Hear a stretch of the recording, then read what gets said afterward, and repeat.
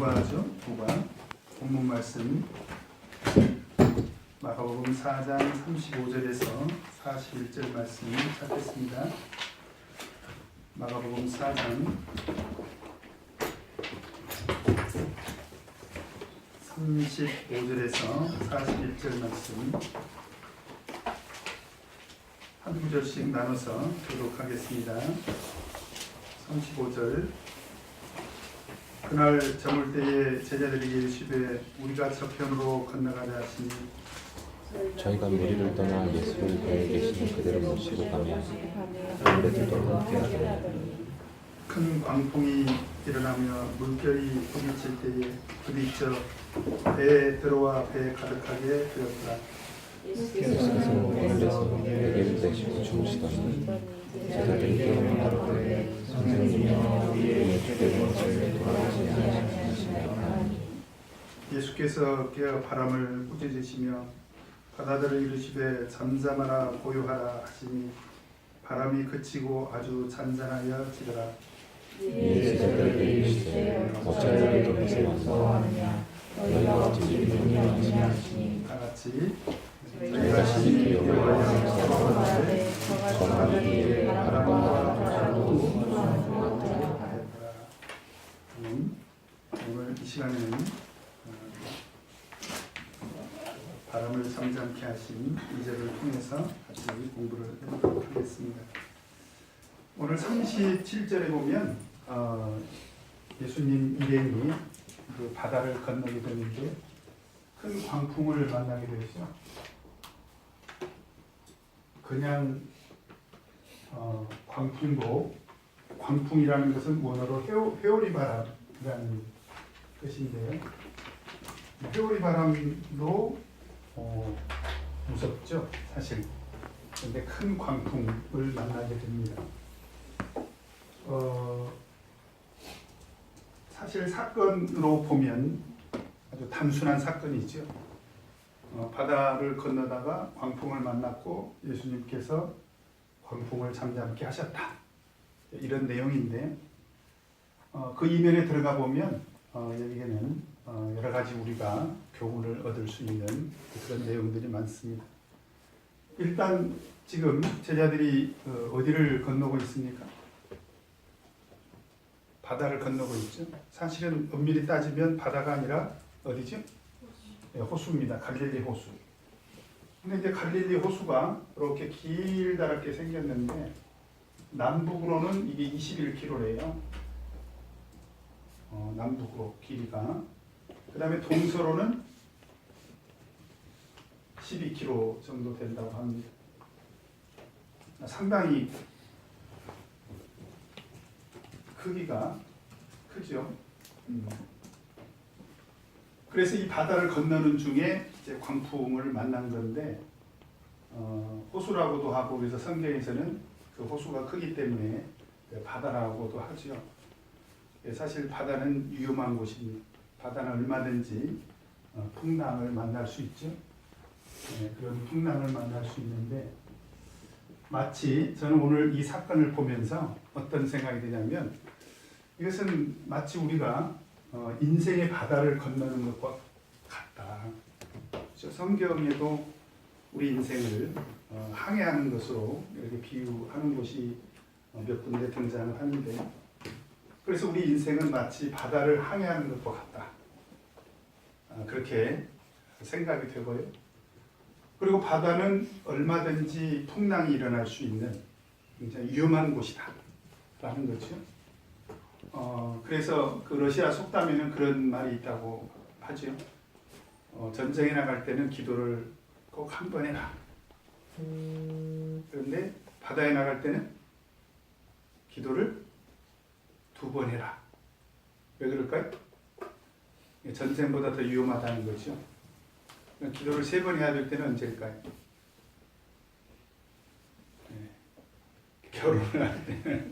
결혼할 때는 기도를 3번 해라. 그러니까 우리 인생에 그 러시아 사람들이 인식하기로 전쟁도 위험하지만 바다는 훨씬 더 위험하다라는 거죠. 그런데 오늘 제자들이 그 바다를 건너면서 풍랑을 만나거든요. 근데 사실 이 풍랑은 자주 있는 그런 풍랑이었습니다. 그래서 우리 인생에 이 풍랑은 사실은 피할 수가 없는 거죠. 그래서 오늘 이 시간에는 이 풍랑과도 같은 우리 인생의 여러 가지 환난을 통해서 어떻게 하면 이 환난의 문제를 우리가 만날 수 있는 그런 환난의 문제를 잘 극복할 것인가 라고 하는 것을 한번 생각을 해보겠는데, 사실은 예수님께서 마가복음 4장에서 이미 이 부분에 대해서 언급을 하셨습니다.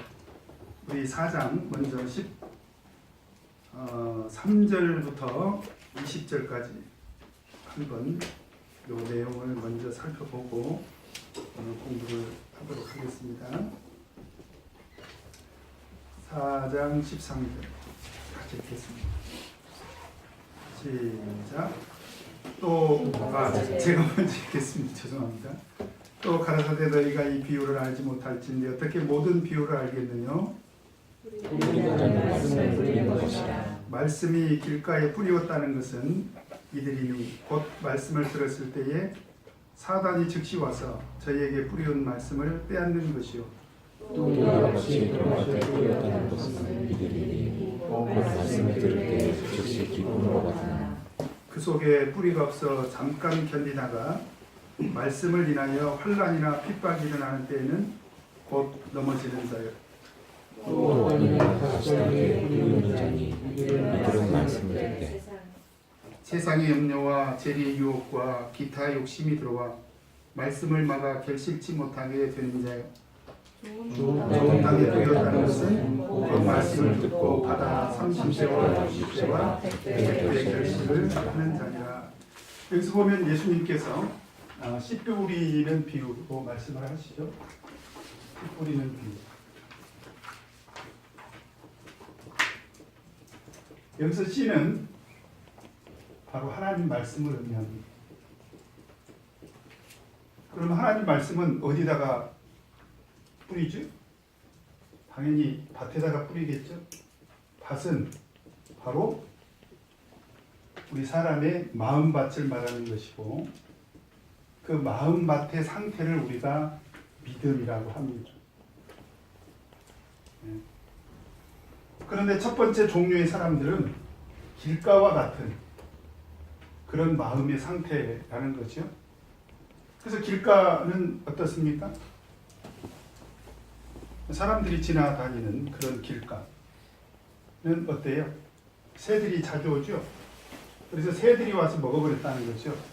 마태복음 13장에서는 그렇습니다. 그런데 마가복음 4장에서는 그 새를 뭐라고 얘기하고 있습니까? 사단이라고 이렇게 언급을 하고 있죠. 그러니까 사단에게 말씀을 뺏겨버리는 거죠. 그래서 사단의 미혹에 빠져가죠. 그 다음에 두 번째로 돌밭에 뿌리운 그런 씨는 어떻게 됐을까요? 말씀을 받을 때는 굉장히 기쁜 마음으로 받아요. 그런데 이 돌밭에 뿌리운 씨는 결국 실족하고 맙니다. 그 이유가 뭐예요? 환난이나 무엇이었습니까? 핍박이었다. 여기서 환난이 등장을 합니다. 여기서 이제 오늘 조금 이따가 공부 중에 그 연관성에 대해서 한번 같이 살펴보도록 할 건데요. 바로 여기서 환난이 등장하죠. 그러니까 우리 믿음이 실족할 수 있는 조건 중에 하나가 뭐냐? 환난이라는 거죠. 환난. 그러니까 우리가 마치 이런 인생의 바다를 건넌다는 것은 사실은 우리 믿음이 바다에서 시험을 당하는 거죠.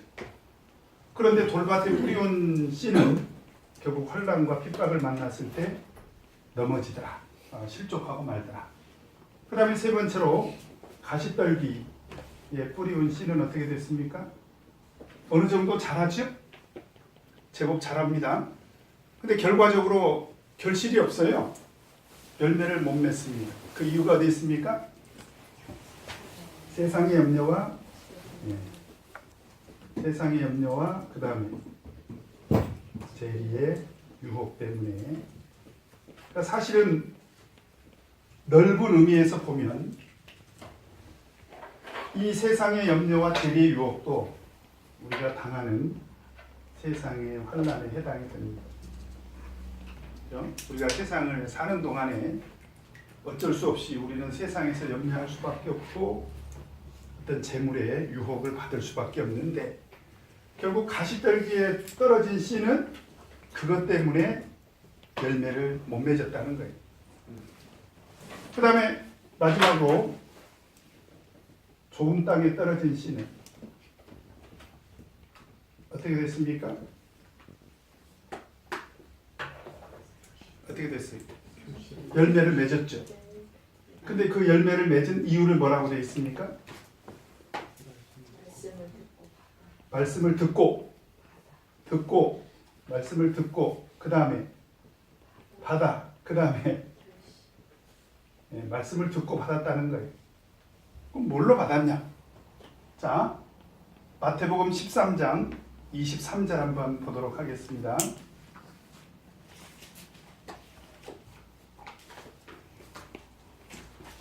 마태복음 13장 23절 같이 읽겠습니다. 시작. 좋은 땅에 떨어진 것은 말씀을 듣고 깨닫는 자니 결실하여 100배, 60배, 30배가 되리라. 자, 거기서는 말씀을 듣고 마가복음에서는 받았다고 그러는데 마태복음 13장에서는 말씀을 듣고 어떻게 했다고요? 깨달았다는 거예요. 깨달았다. 자, 말씀을 듣고 여기서는 받았다고 그랬는데 깨달았다. 근데 누가복음 8장 15절에는 뭐라고 되어 있느냐? 자, 같이 한번 찾아보겠습니다. 누가복음 8장 15절.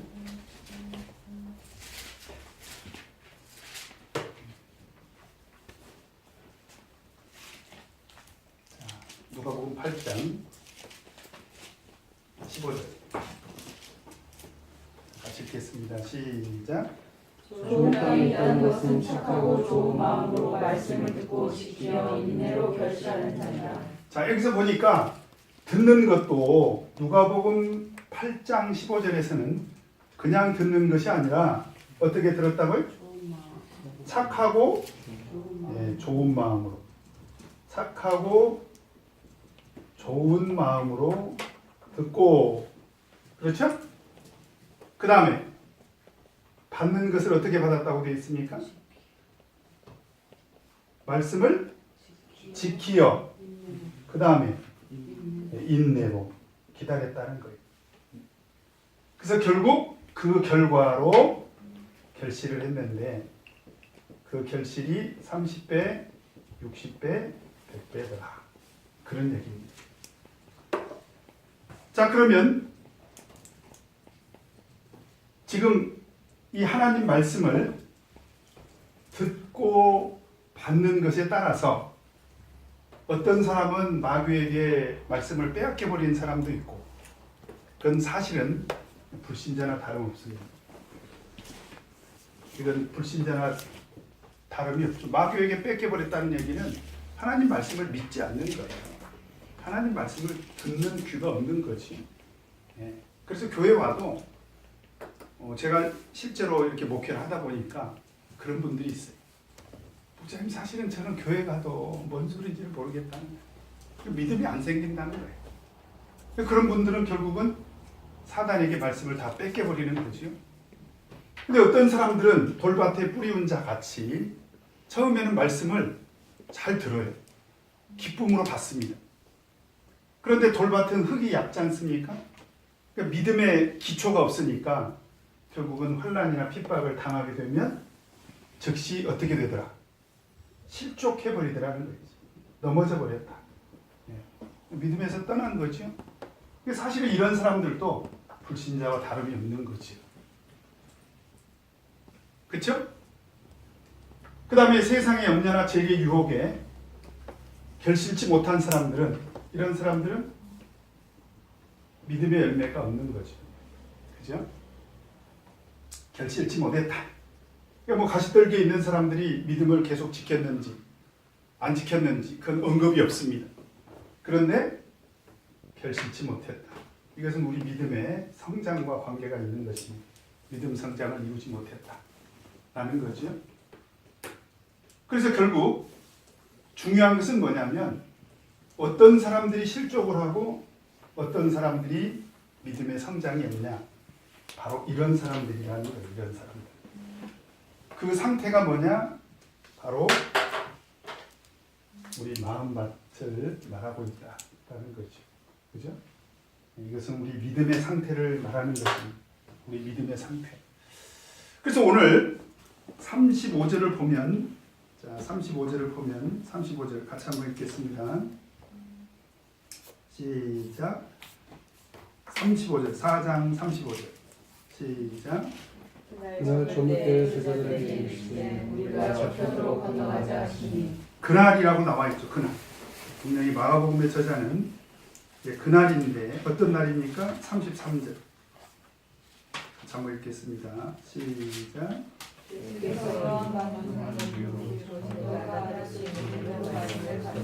자, 예수님께서 이런 많은 비유로 저희가 알아들을 수 있는 대로 무엇을 가르치신 날입니까?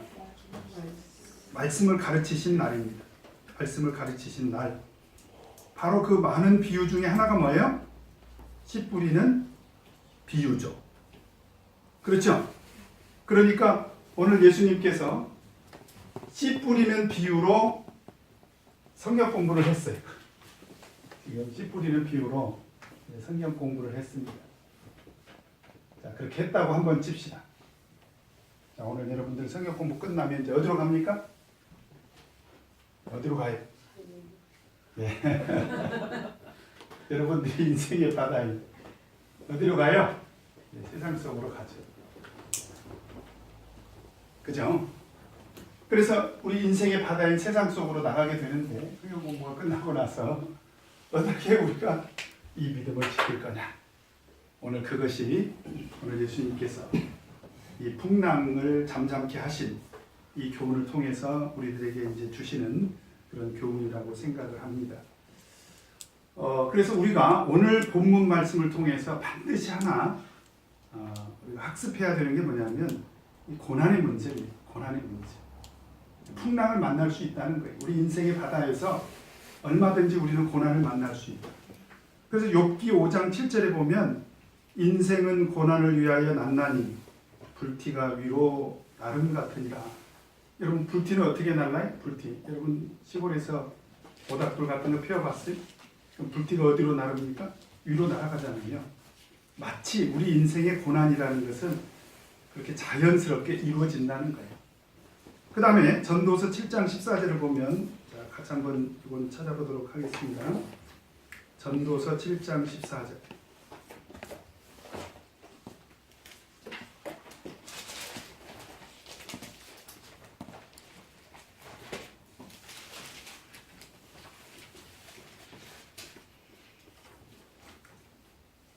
같이 한번 읽겠습니다. 시작.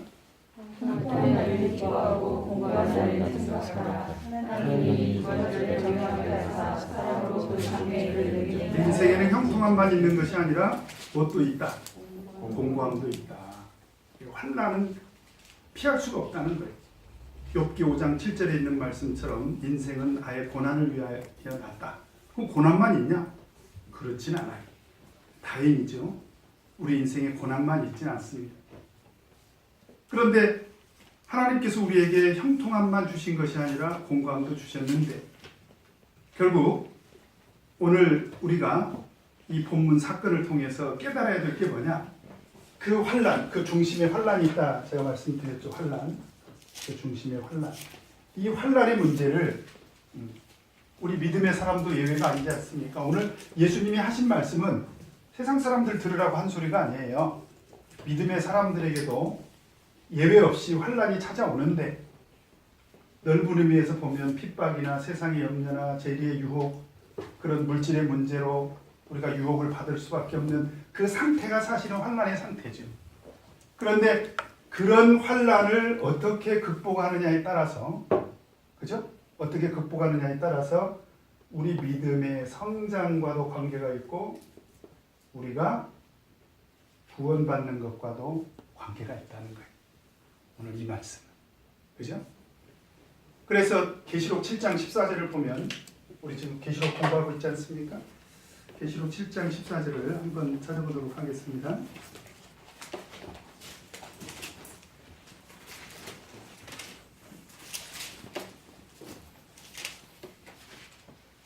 계시록 7장 14절 같이 읽겠습니다. 시작.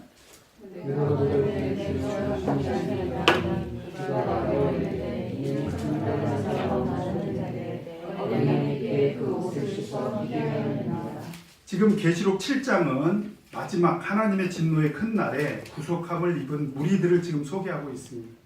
이 사람들은 하나님의 구속을 받은 사람들. 그런데 그 하나님의 구속을 받은 사람들을 어떻게 소개하고 있습니까? 큰 환난에서 나오는 자들이라는 거예요. 그러니까 이 환난을 극복함으로 인해서 결국 무엇을 받았다는 거예요? 구원을 받았다.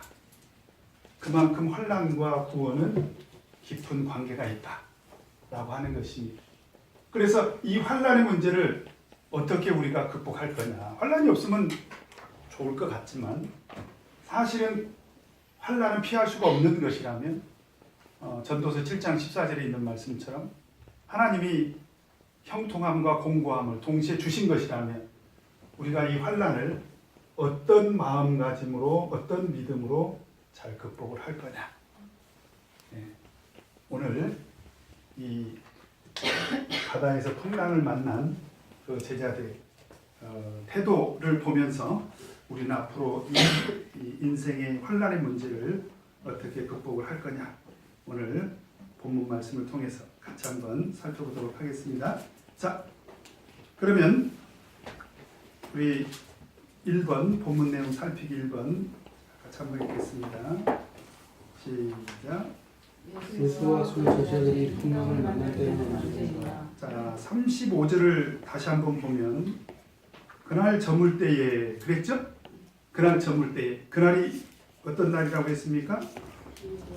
비유로 성경 공부하는 날. 성경 공부를 했다. 성경 공부를 했다는 얘기는 말씀을 통해서 그러니까 이제 이론을 배운 거죠. 이론을. 그렇죠?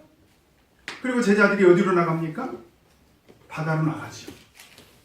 사실은 제자들 입장에서 보면 바다는 어떤 곳입니까? 그들에게 어떤 곳이었습니까?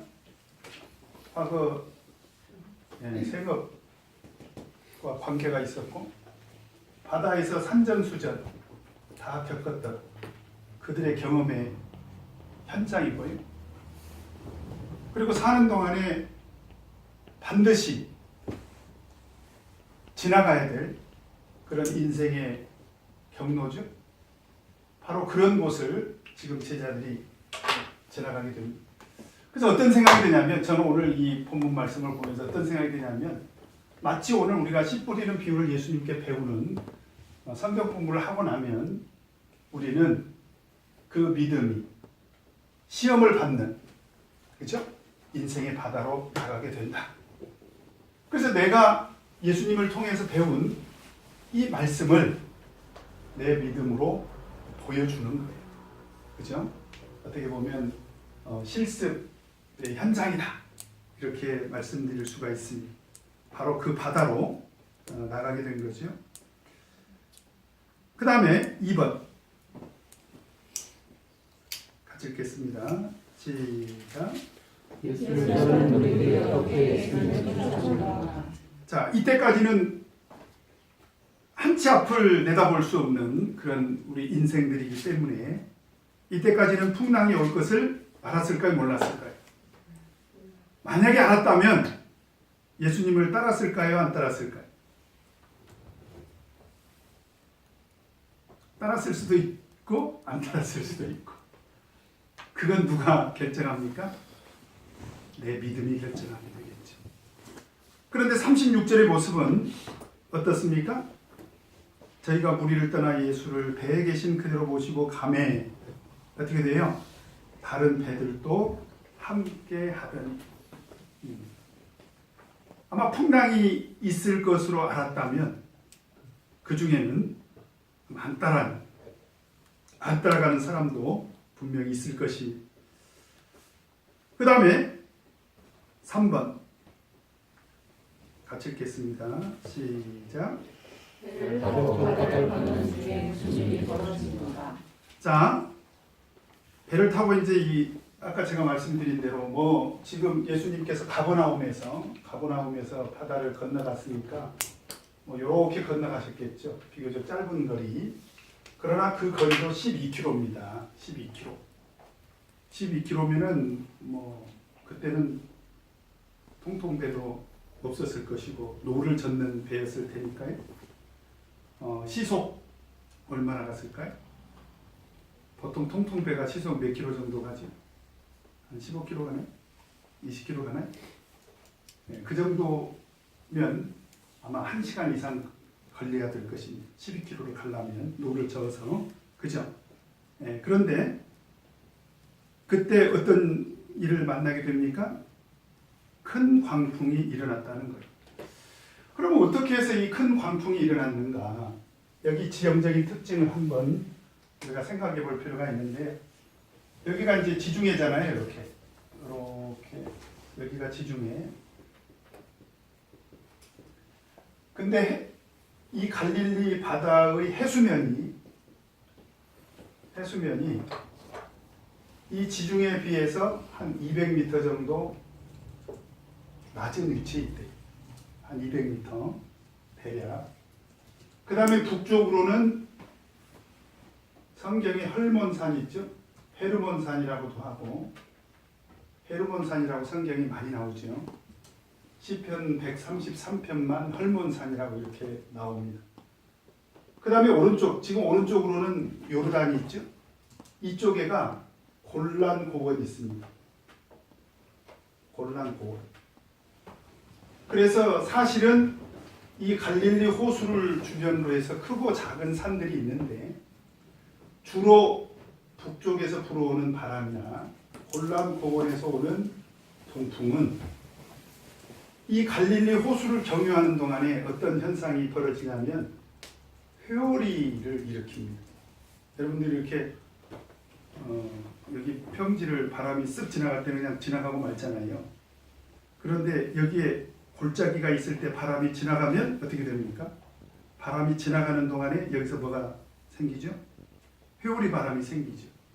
그래서 이 갈릴리 바다는 자주 광풍이 일었습니다. 사실은 생각해보면 이 사람들의 경험 속에 틀림없이 이런 날들이 있었을 거예요. 그죠?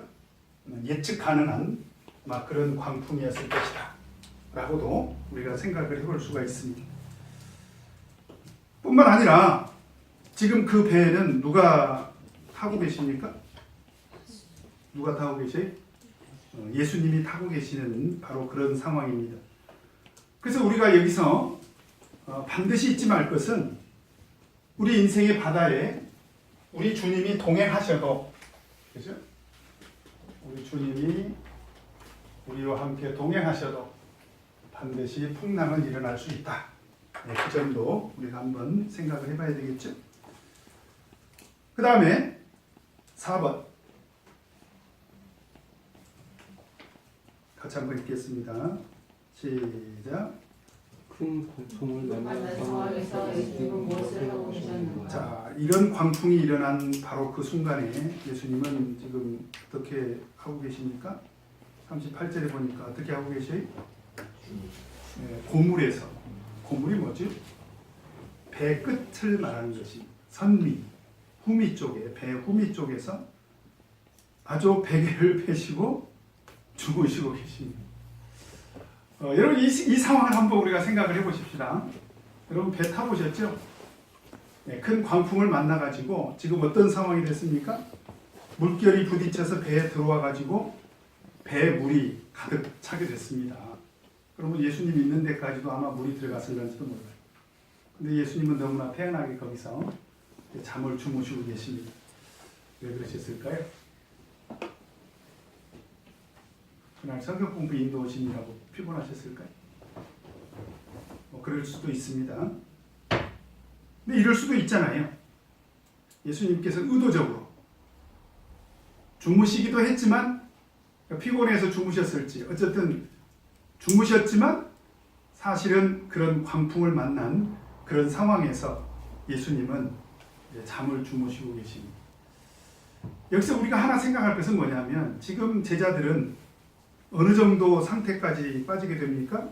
38절을 한 번 더 읽겠습니다. 38절 시작. 예수께서는 공문에서 베개를 메시고 주무시더니 제자들이 그에게 말하되 선생님이여 우리 주께 주께서 그러지 않으시나니. 지금 제자들은 광풍이라고 하는 환란을 만났는데 이 환란에 대해서 제자들의 인식은 뭐예요? 우리는 어느 정도까지 됐다. 우리는 지금 죽게 됐다. 그죠? 근데 예수님께서는 그런 풍랑 가운데서도 예수님께서는 잠을 주무시고 계셨다. 잠을 주무시고 계셨다. 어떻게 가능한가? 그것은 바로 예수님에게는 무엇이 있었을까요? 이런 광풍 속에서도 평안을 누릴 수 있는 그런 평안함이 있었던 거죠. 예수님은 잠을 주무셨다는 것. 제자들은 광풍을 만나니까 나는 죽게 됐다. 우리 그런 얘기 많이 듣지 않습니까? 우리 인생에 많은 그 풍랑을 만나게 될 때마다 우리는 입에서 절로 어떤 소리가 나와요? 아들이 속을 썩여. 기호 집사님 뭐라고 그래요?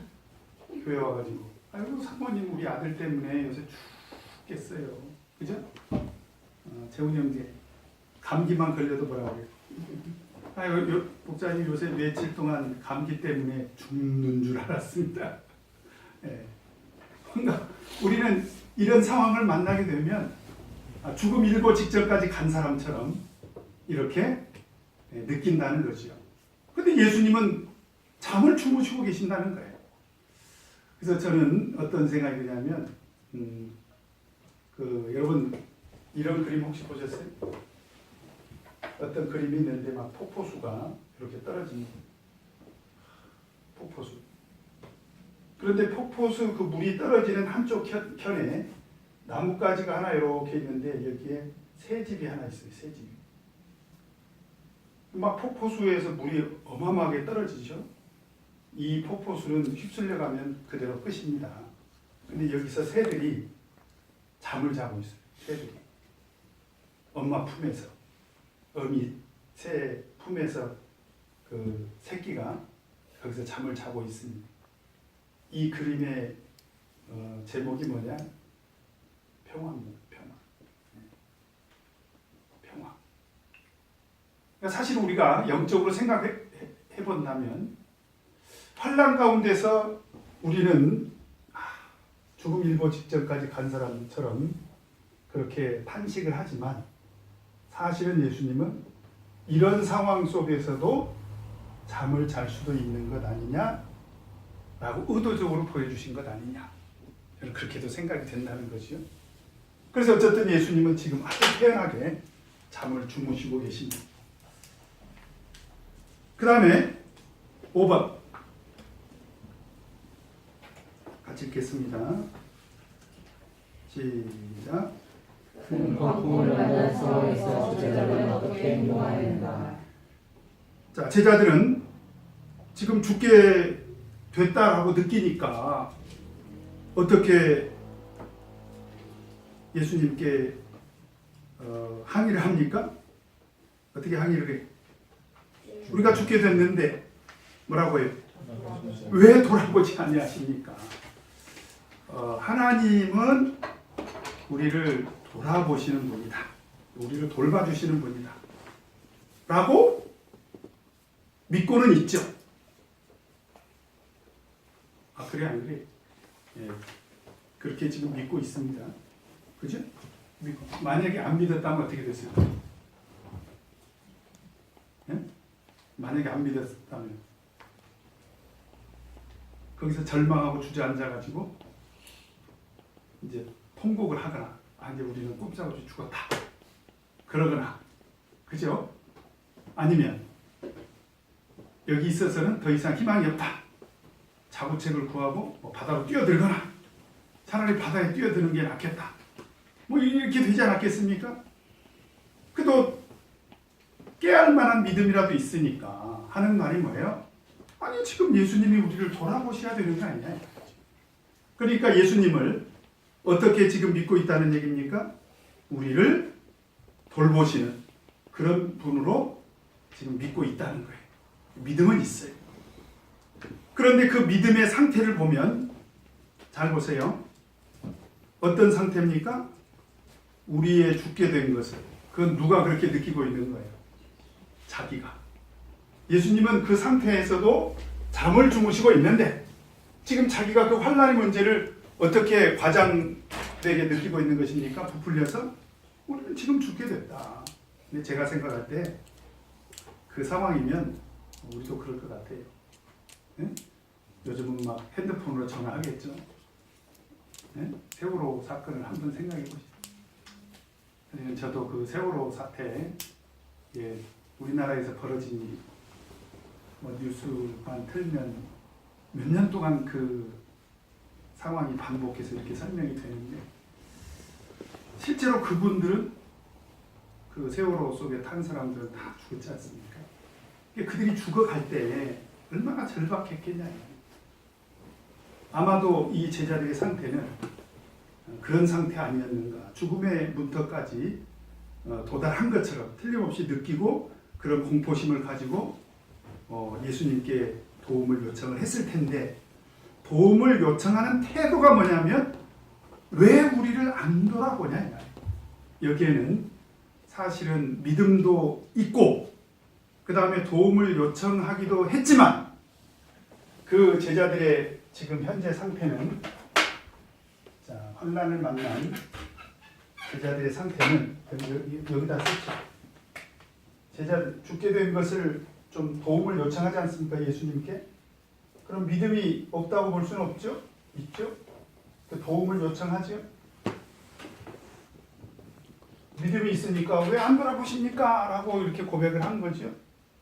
근데 사실은 그 안에 어떤 마음이 있어요? 이런 말은 언제 해요, 우리가? 네? 그렇죠. 원망할 때. 네. 이런 환난을 당한 사람들의 특징 중에 하나가 뭐냐면 기도했는데 하나님이 기도도 안 들어주시더라고요. 그런 얘기 자주 들어보셨죠? 기도했는데 기도해도 안 들어주시더라.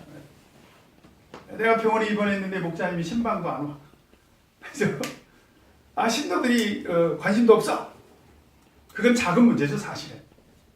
왜냐하면 성도들끼리 서로 뭐 좀 돌보고 관심을 가져야 되는데 사실 뭐 그렇지 않아서 생기는 원망일 것이고 실제로 지금 원망의 대상은 누굽니까? 하나님에 대해서, 예수님에 대해서. 그죠? 예수님에 대해서 지금 원망을 하고 있습니다. 예수님은 태평스럽게 잠이나 주무시고 계시고 우리가 죽게 됐는데 왜 안 돌아보시냐라고 하는 거죠. 제가 생각할 때는 참 이해가 안 되는 게 뭐냐면 예수님이시잖아요. 예수님. 기왕의 풍랑을 잠잠케 하실 것 같으면 이런 상태까지 안 가게 하실 수도 있었을 거 아니냐. 저는 그렇게 생각을 해보는 거예요. 그래서 예수님께서 잠을 주무신 것은 그냥 생리적으로 그날 피곤하셔서 잠을 주무신 것일 수도 있지만 이런 난리법석이 벌어졌으면 일어나가지고 뭔가 사태를 결국은 수습을 하셨지 않습니까? 그런데 뭔가 예수님께서는 의도가 있으셨다. 어떤 의도가 있으셨느냐? 바로 그 마음, 믿음의 상태를 예수님께서는 시험을 하신 것이다. 너희들이 이런 환난을 만났을 때 분명히 성경 공부 때 얘기했잖아요. 우리 믿음은 이 인생의 바다에서 시험을 당하게 돼 있다. 그래서 환난이나 핍박을 만난 자는 극복하지 못하면 실족하고 세상의 염려와 재리의 유혹 앞에서 결실치 못하고 이런 부분에 대해서 예수님께서 뭔가 제자들을 시험하신 것이 아닌가 저는 그렇게 생각이 됩니다. 그래서 제자들이 그렇게 지금 예수님한테 도움을 요청하면서도 결국은 원망을 하죠. 자, 그래서 어떤 일이 벌어졌습니까? 6번 같이 읽겠습니다. 시작. 하신 예수님께서 큰 강물을 어떻게 잠잠하게 하셨나. 자, 39절에 보니까 예수께서 이제 일어나셨습니다. 깨었어요. 예. 깨가지고는 누구를 꾸짖으셨습니까? 네, 바람을. 자, 예수님께서 깨나셔가지고 바람을 꾸짖으셨어요. 바람을 꾸짖으셨다는 것이 참 재밌습니다. 그죠? 바람 흉낸 적 있습니까? 바람을 막 꾸짖었습니다. 그리고는 바다더러 이르시되 어떻게? 잠잠하라! 꾸짖으시면서 잠잠하라! 그 다음에 고요하라! 이렇게 다 단호하게 바람을 꾸짖으셨습니다. 자, 그 다음 살펴보고 얘기하십시다. 바람을 꾸짖으시고 그러니까 이제 세상에 어떤 상태가 되어버린 거예요. 바람이 그치고 잔잔해졌습니다. 풍랑이 사라졌습니다. 자, 그리고 또 어떤 일이 벌어집니까? 7번 같이 읽겠습니다. 시작.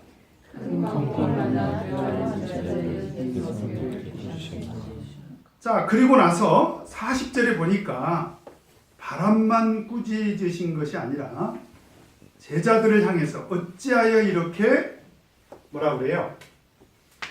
무서워하느냐. 지금 제자들의 상태가 이렇지 않습니까? 우리가 죽게 됐습니다. 우리가 죽게 됐습니다. 그러니까 왜 무서워하느냐? 왜 무서워하느냐? 이게 무서워할 일이냐? 지금 그런 얘기죠. 그 다음에 두 번째로 뭐라고 얘기합니까? 너희가 어찌 믿음이 없느냐? 믿음이 없는 거야. 잘 보십시다.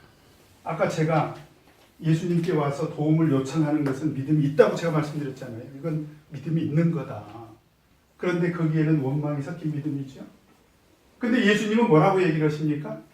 그건 사실은 믿음이 없는 거다. 믿음이 없는 거다. 어찌하여 무서워하느냐?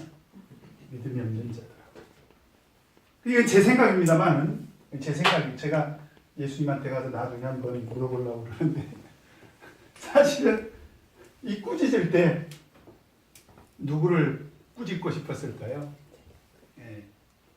그래서 제가 생각할 때는 바람을 꾸짖으신 것은 어쩌면 제자들이 이런 상태, 그죠?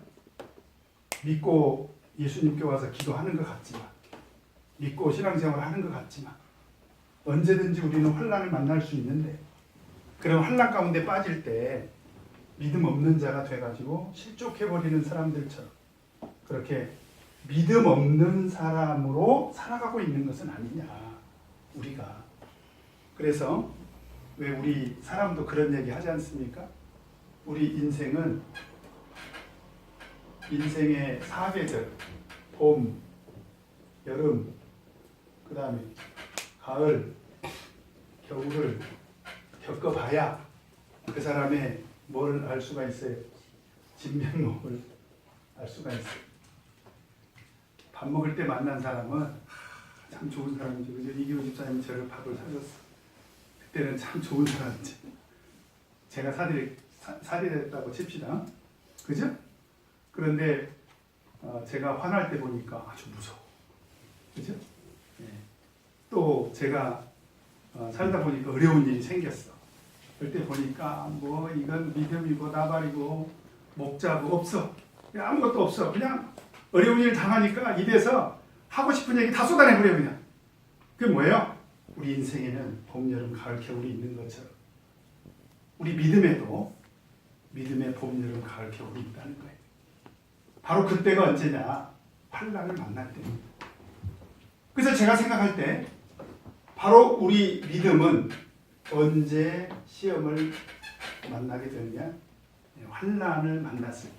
그 환난 안에는 핍박도 있고 세상의 염려도 있고 저는 죄의 유혹도 있다고 생각을 합니다. 그래서 넓은 의미에서 보면 계시록 7장 14절에 보면 왜 하나님의 구속함을 입은 사람들을 큰 환난에서 나오는 자들이라고 얘기를 했냐 이 말이죠. 이 환난은 우리 믿음의 성장과 심지어 구원과 어떤 관계가 있다? 절대적인 관계가 있다. 그래서 오늘 예수님의 제자들은 바다를 한번 건너는 동안에 어떻게 됐느냐? 그들의 믿음의 상태가 완전히 밑바닥까지 다 이제 드러난 거죠. 그죠? 그래서 우리는 오늘 이 사건을 통해서 우리가 깨달아야 될 게 뭐냐? 바로 우리가 환난을 만났을 때 나는 어떤 믿음으로 살아갈 거냐? 환난을 만났을 때 어떤 믿음으로 살아갈 거냐? 길가에 뿌리 온 자처럼 사단에게 말씀을 빼앗겨버리고 말 거냐? 무슨 얘기냐면 어떤 분들은 그런 얘기를 해요. 하나님 말씀을 영은혜 때 들을 때는, 그죠? 성경 공부 때 배울 때는 너무 좋은 말씀이에요. 근데 실제로 어려움을 당하면 그 말씀은 온데 간데 없이 사라지고 맙니다. 그건 사단에게 말씀을 빼앗겨버린 거죠. 또 말씀을 들을 때 너무 기쁘게 받았어. 근데 환난을 만나게 되면 어떻게 됩니까? 즉시 넘어져 버리더라는 거예요. 즉시 넘어져 버리더라. 세상의 염려거리나 재리의 유혹을 만나게 되면 결국 신앙 성장을 못하고 결실을 못하더라는 거죠. 결국 그 중심에 뭐가 있느냐? 환난의 문제가 있더라. 그래서 오늘 예수님께서 우리를 꾸짖고 계십니다. 어떻게 꾸짖고 계십니까? 믿음이 있느냐? 이렇게 꾸짖고 계시는 거죠.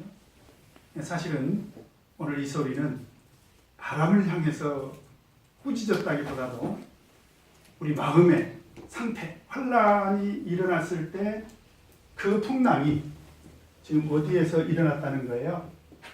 여기에서 풍랑이 일어났다는 거죠. 우리 믿음 안에서 우리가 풍랑이 일어났다는 거죠. 예수님께서 사실은 우리 마음을 향해서 어찌하여 무서워하느냐? 믿음이 없는 자들아. 그리고 뭐라고 그래?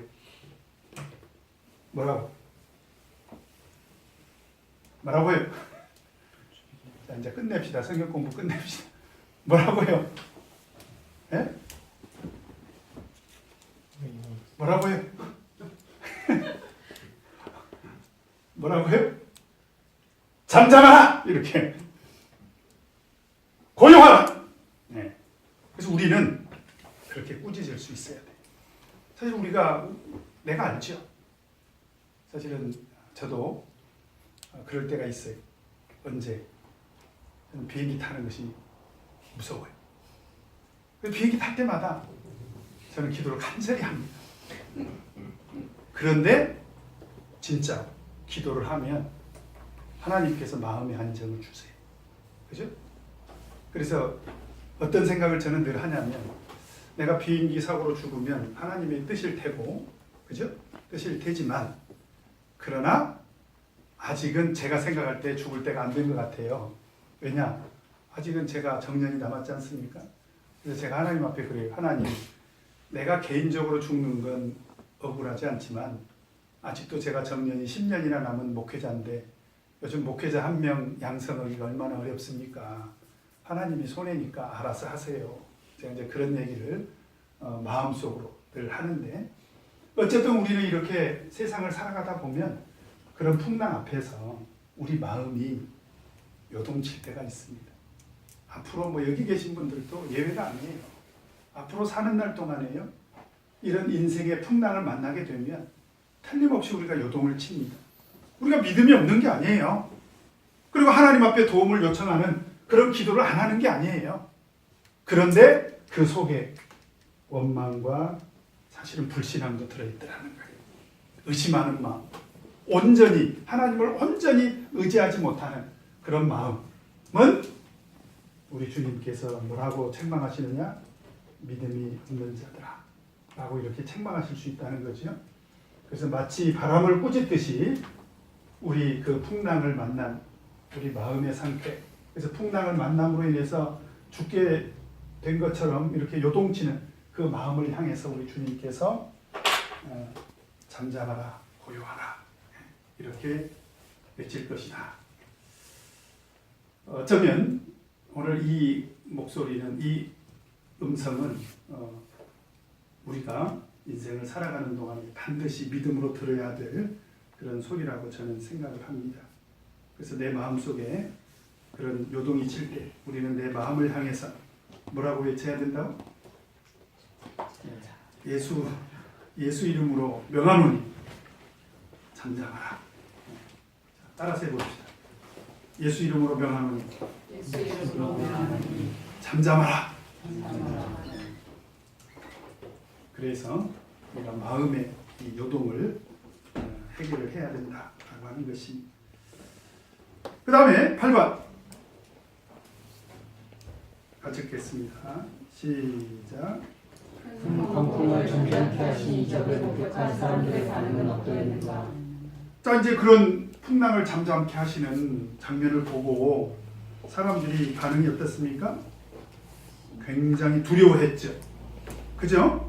두려워하고 서로 말하되 저가 도대체 누구시기에 바람과 바다도 순종하는 거. 이것은 감탄을 한 거지요. 그런데 그 고백 속에 지금 어떤 내용이 들어있습니까? 도대체 저가 누구이길래 바람과 바다라도 순종하는 거. 그러면 바람과 바다를 순종하게 할 수 있는 분은 세상에 누구밖에 없습니까? 창조주 하나님. 그렇죠? 하나님의 신성이 드러난 것이. 그래서 하나님의 신성 앞에서 그들이 어떤 태도를 보입니까? 두려워하고 있다. 여기서 무서워했다는 이 무서움은 원어를 보면 데일로스라고 하는데요.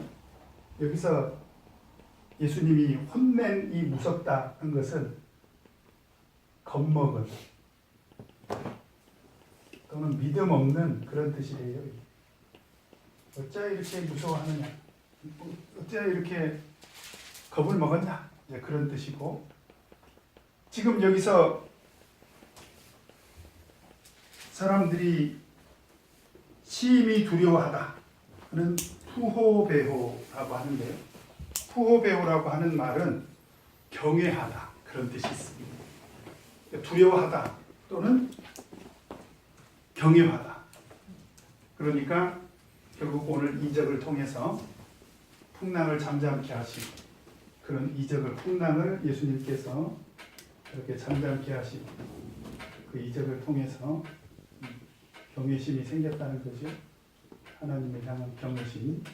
바로 그것은 예수님의 신성이, 하나님의 신성이 예수님을 통해서, 예수님의 이적을 통해서 드러난 것입니다. 그죠? 자, 그래서 사실은 사건으로 보면 제자들이 바다를 건너다가 풍랑을 만났고, 당연히 예수님은 풍랑을 잠잠케 하실 수 있는 분이기 때문에 풍랑을 잠잠케 해서 아무 일도 없었던 것처럼 예수님 제자들이 갈릴리 바다를 건넜다. 그 내용입니다만은 사실은 그 내용의 핵심에 들어가 보니까 예수님께서 이미 그 바다를 건너기 전에 우리 신앙과 환난의 문제가 관계가 있다는 거예요. 어떤 관계가 있습니까? 환난을 만나서 어떻게 될 수도 있고, 우리 믿음은 얼마든지 실족할 수도 있고, 환난을 만나서 우리 믿음은 믿음의 열매를 거두지 못할 수도 있다. 그래서 우리가 오늘 제자들처럼 이런 인생의 바다를 건너가는 동안에 우리는 오늘 예수님께서 하신 이 말씀, 이런 환난 가운데 있을 때 우리는 어떻게 할 것인가? 하나님께 온전히 의지해서 이런 환난을 극복할 수 있는 저희들이 되어야 되겠다라고 하는 것입니다. 자, 그러면은 우리 19쪽을 한번 보도록 하겠습니다. 내 삶에 적용할 1번. 같이 한번 읽겠습니다. 1번 시작. 예수께서 큰 권고하셔서 주십니다. 저에게 가르치시고 여정을 피곤하시게 하셨지만 행복한 모습에서 흔들리지 않는 평안함이 있었던 것입니다. 나는 세계에서 나라에서 큰 광풍을 만난 적이 있으니까 나는 예수님처럼 큰 모습에서 평안함을 주시겠습니까? 또한 큰 광풍을 만나며 어떻게 하시겠습니까? 제가 지나갈 때 이제 어떤 분이 도둑을 맞았어요. 집에. 갖고 신혼 때니까요. 결혼 폐물이며 그다음에 전자 제품이며 이런 것들을 다 훔쳐서 가버렸다고. 그런데 너무 그 얘기를 하는 표정이 평안한 거예요. 그 화를 제가 냈죠. 세상에 그런 나쁜 놈이 있느냐고 했더니 왜 그래? 그분이 그러더라고요. 왜 그래? 그러니까 왜요? 그거 안 되잖아요. 그랬더니 우리한테 필요 없는 거 필요하니까 갖고 갔겠지. 그 사람이 갖고 가서 필요한 일에 잘 쓰면 되잖아. 근데 그런 마음이 물론 도둑 맞고 바로 들었겠습니까? 생각해보면 그 사람도 그랬을 거예요. 기가 막혔을 것입니다. 도둑 맞은 것이 기분 좋을 리가 없죠. 근데 곰곰이 생각해보니까 내가 화를 낸다고 도둑 맞은 물건이 돌아오는 것도 아니고, 또 곰곰이 생각해보니까 그거 없어도 살고, 또 곰곰이 생각해보니까 오죽했으면 우리같이 가난한 집에 들어와가지고 이것을 갖고 갔을까, 이렇게 생각이 되니까 그렇게 아주 태평스럽게 얘기한 것이 아닌가. 제가 한 가지 예를 들었습니다만, 우리가 이렇게 세상을 살다 보면 이런 풍랑을 만날 때가 있습니다. 어떻게 할까요? 그때 우리는 오늘 예수님이 하신 말씀, 잠잠하라, 고요하라, 꼭 이 말씀을 기억하시기 바랍니다. 그 다음에 두 번째로 2번 같이 한번 읽겠습니다. 시작. 저희는 광풍을 만나자 너무 두려워하면서 예수님을 괴롭히었다. 심지어 예수님께 우리를 왜 물어보시지 않느냐고 원하는 말까지 써집니다. 그들에게는 큰 광풍을 돌볼 수 있는 성숙한 믿음이 있기 때문입니다. 나는 감당할 수 없는 큰 광풍을 만났을 때 원망하며 믿음에서 시시콜콜하는 것입니다. 믿음이 없었던 것은 아니죠. 그러나 성숙한 믿음의 태도는 아니다. 제가 아까 말씀드렸던 것처럼 우리 믿음의 본전이 다 드러날 때가 있어요. 보면 교회에서도 그렇잖아요. 교회에서도 어려운 일이 없는 게 아니에요. 우리가 하나님의 일을 하다가도 어려운 일이 있게 마련이고요. 그죠? 좋은 일을 하다가도 또 어려운 일이 있게 마련이고, 심지어 하나님을 위해서 충성하고 봉사하고 헌신하면서도 어려움이 있게 마련입니다. 예수님이 같이 동행하셔도 얼마든지 이런 풍랑은 일어날 수 있는데, 바로 그런 풍랑 속에서 우리가 성숙한 믿음의 자세로 이 환난을 극복할 필요가 있다라고 하는 것입니다. 그 다음에 3번 같이 읽겠습니다. 시작. 예수께서 바람을 고치시사 큰 광풍이 바로 그치고 바다는 잠잠해졌습니다. 그리고 제자들의 믿음 없음을 실망하십니다. 오직 길을 모든 것을 맡기는 성숙한 믿음 안에 우리 인생의 광풍을 잠재울 수 있음을 교훈하신 것입니다. 나는 나의 승리를 하나님께 전적으로 맡기는 삶을 살고 계십니까? 인생의 광풍 속에서도 전적으로 하나님을 신뢰하고 계십니까? 적용 포인트 같이 한번 읽겠습니다. 시작. 예수님은 큰 광풍 속에서 우리와 함께 계시나 이 사실을 위해 우리는 평안을 누릴 수가 있습니다. 마치 어린아이가 어머니의 품에 안에서 평안한 것처럼 우리 역시 인생의 거친 슬퍼와 풍랑 속에서도 평안과 고요함을 누릴 수 있는 것입니다. 앞으로 환난을 만났을 때 어떻게 살아가실 것인지 제가 지켜보겠습니다. 여러분들도 저를 지켜보겠죠? 그보다 더 중요한 것은 하늘에 계신 하나님이 우리를 지켜보십니다. 오늘 들은 말씀 기억하면서 인생의 그 어떤 풍랑을 만났을지라도 우리는 항상 마음의 평안을 누리면서 하나님께 온전히 맡기는 그런 신앙생활을 할 수 있도록 다 같이 기도하시겠습니다.